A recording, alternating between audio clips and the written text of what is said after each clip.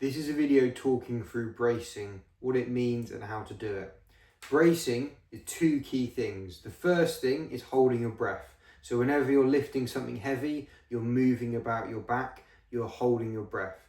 The next thing to bracing is to breathe into your core, into your stomach. So not to do something like this, is to breathe almost trying to push out. So that's why you have lifting belts, or you can have your hands to start off with to get the technique of going round your side. And then what you're thinking about doing is when you breathe in to do something like this, and then you're holding and you're pushing out. It's not the best. I'll try and demonstrate it a little bit more. So if you see,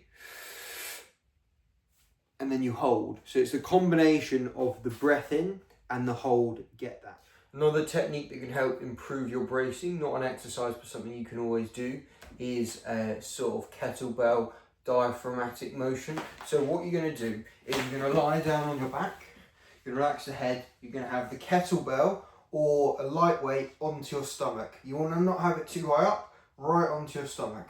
And then what you're focusing on is when you breathe in, you're going to push it up, and when you breathe out, you're going to push it down. So I'm going to stop talking and show you. So it's this sort of motion.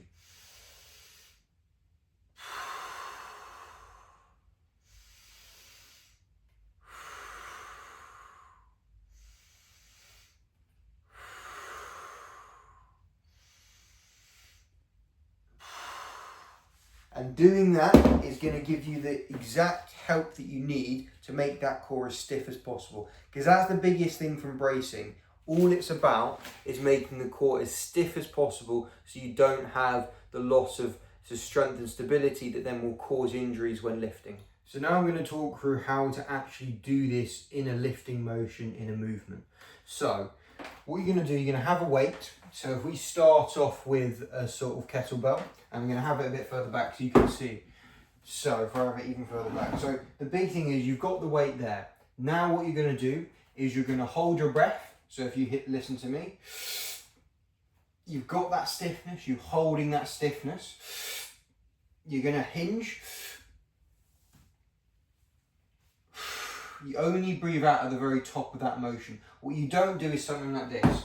You pick up the weight, you don't breathe out at the top. Another demonstration would be, I've got the weight, if I do a squat,